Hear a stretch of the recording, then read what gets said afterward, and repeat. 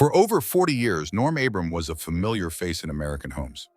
Calm, humble, and always wearing that signature plaid shirt, he didn't just build furniture, he built trust. But in 2022, something strange happened. Norm vanished from television without warning. No big announcement, no farewell tour, just silence. Fans were left stunned. Why would someone so beloved, so consistent, walk away without even saying goodbye? Was it burnout, something personal, or something more serious? At first, it seemed like a simple retirement, but then the new Yankee Workshop episodes started disappearing from streaming platforms. Norm stopped appearing at woodworking events, and as the months passed, rumors started to spread. Quiet whispers online that Norm might be facing health problems, possibly something as serious as cancer. There was no confirmation, just questions, and the silence from Norm's camp made everything feel even more eerie. People weren't just missing the show, they were genuinely worried. The man who had patiently guided them through decades of projects had suddenly gone off the grid.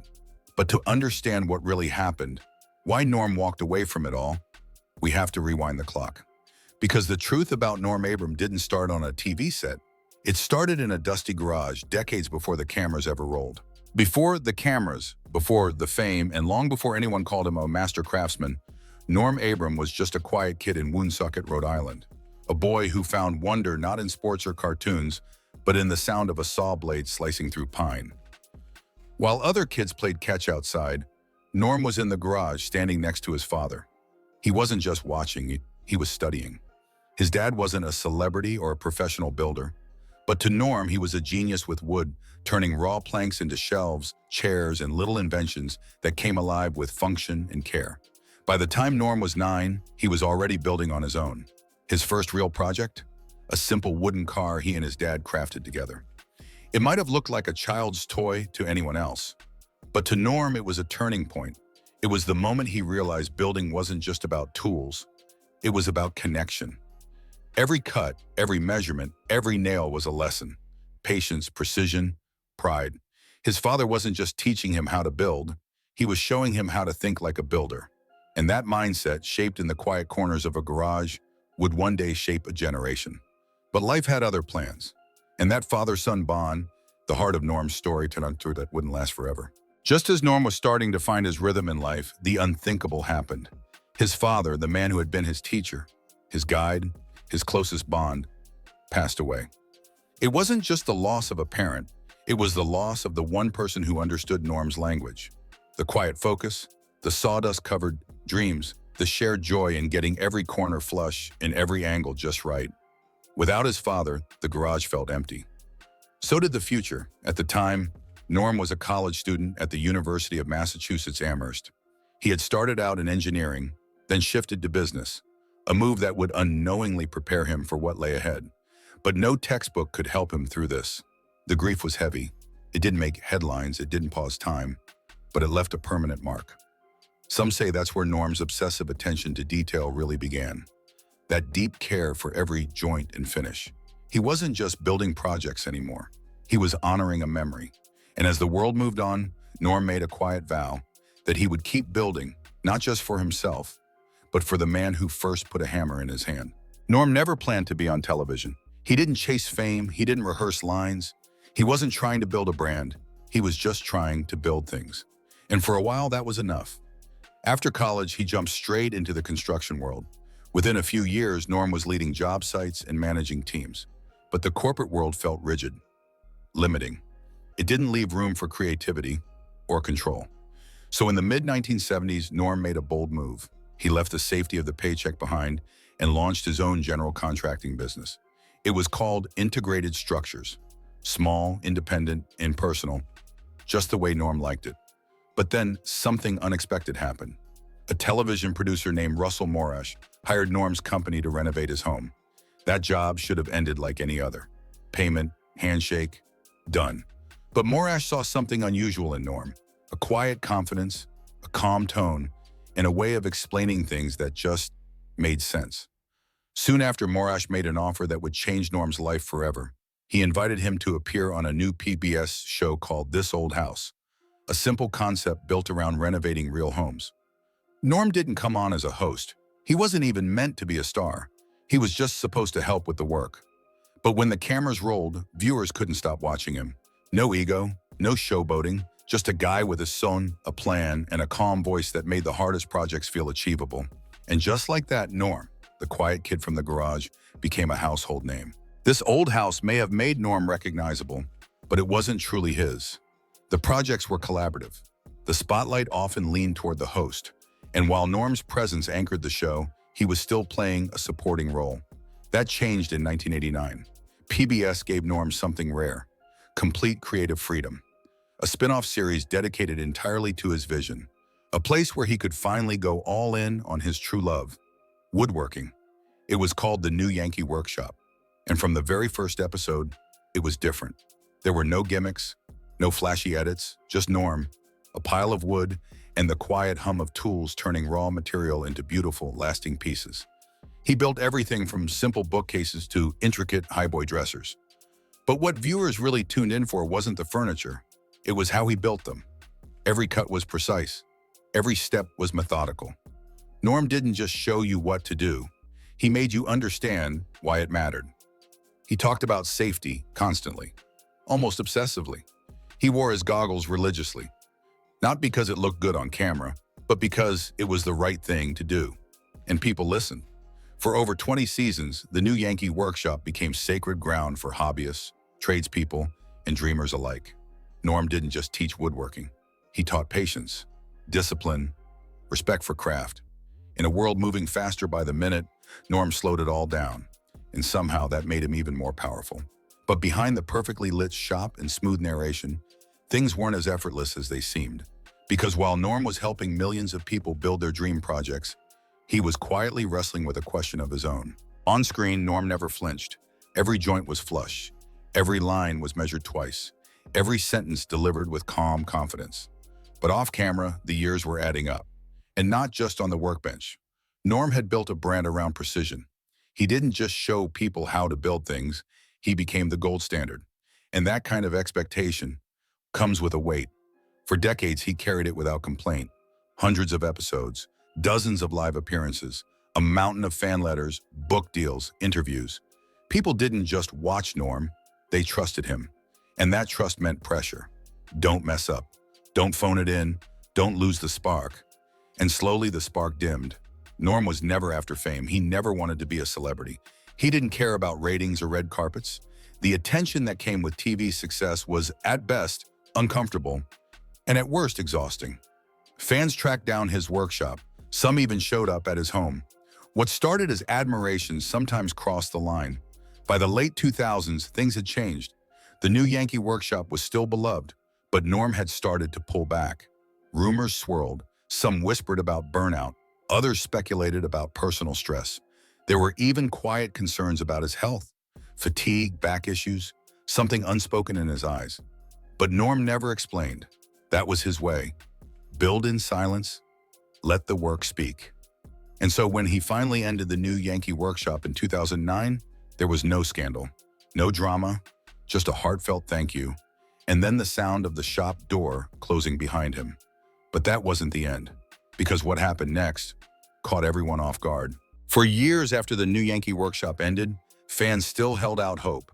Norm might have stepped back from weekly episodes, but he hadn't disappeared entirely. He'd show up now and then on This Old House. A cameo here, a tip there. His voice, his tools, his calm presence. It felt like he was still part of the family. Until 22. Without warning, Norm walked away. No farewell episode, no final project, not even a short message to fans. He simply vanished from the screen. Like a light quietly turned off. People noticed. Fast. Comments flooded woodworking forums. Where's Norm? Why hasn't he been on the show lately? And then in 2023, something even more unsettling happened. The New Yankee Workshop was pulled from the official This Old House platform. Decades of content, gone. Fans were stunned. What was going on? Why now? The silence only made things worse. Norm's family stayed quiet. So did the network. And in that silence, the rumors started to spiral. Some claimed Norm was just enjoying retirement. Others weren't so sure. Whispers of a serious illness began circulating, especially one word that chilled longtime fans: cancer. There was no proof, no official statement, But the absence felt different this time. Too sudden, too total.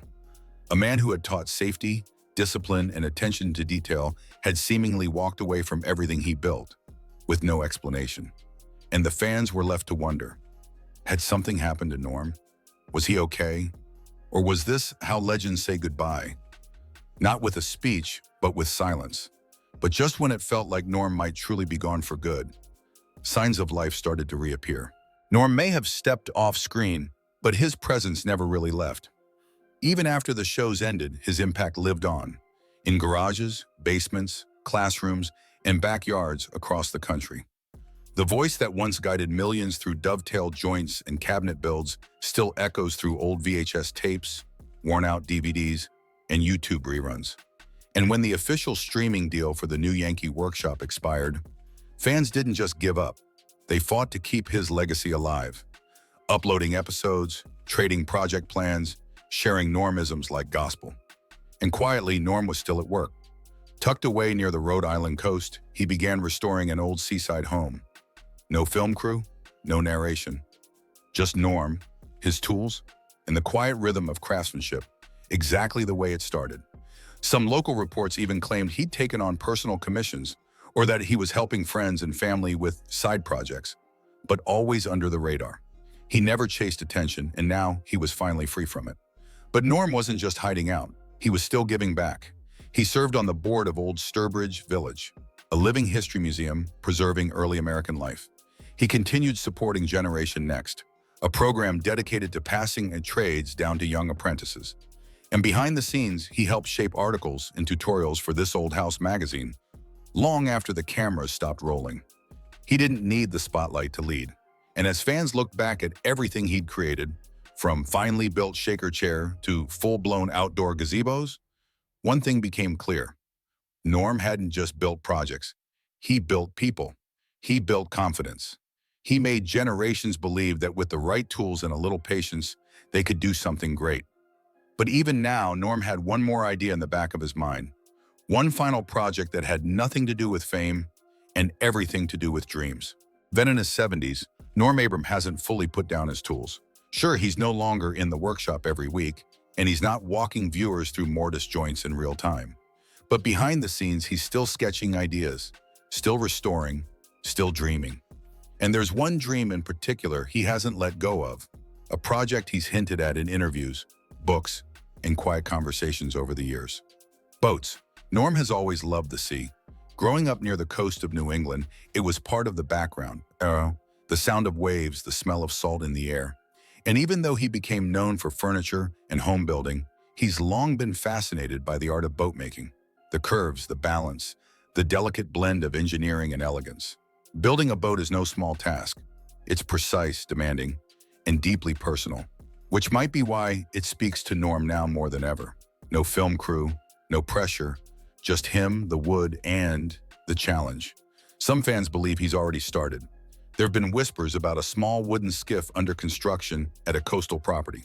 Others think he's quietly working on plans for a traditional sailboat. The kind you don't rush, the kind that takes years. If true, it wouldn't be surprising. For Norm, learning never ends. Mastery was never a destination. It was a mindset. And the boat, if it exists, might just be the final chapter in a life defined by quiet excellence. But even if he never builds it, the idea alone says everything about who Norm Abram is. He's not done dreaming, he's not done learning, and maybe he's not done building. Norm Abram never chased the spotlight. He didn't build a YouTube empire. He didn't launch a flashy tool line or shout over loud music in fast-paced montages. He taught with silence, with skill, with steadiness, and somehow that made his voice echo louder than most. For more than 4 decades, he showed people that craftsmanship isn't just about talent. It's about patience, care, respect for the material, and for yourself. And while the world chased shortcuts, Norm stayed rooted in something deeper, doing the job right, even when no one's watching. He wasn't just building furniture. He was building values. And in the process, he became something rare, a public figure who asked for nothing and gave everything. Norm never needed a standing ovation or a grand farewell. His exit was as humble as his beginnings. No drama, no spectacle, just a quiet retreat to the place he always belonged. Behind the workbench, with sawdust in the air, and something meaningful taking shape. And that's why people still talk about him. Not because he shouted, but because he didn't have to. Whether or not we ever see Norm Abram on screen again, his legacy is already set. Not in flashing lights, but in the millions of hands he inspired to pick up a tool, take a breath, and build something they never thought they could. Because Norm didn't just teach us how to make things, he taught us why it matters.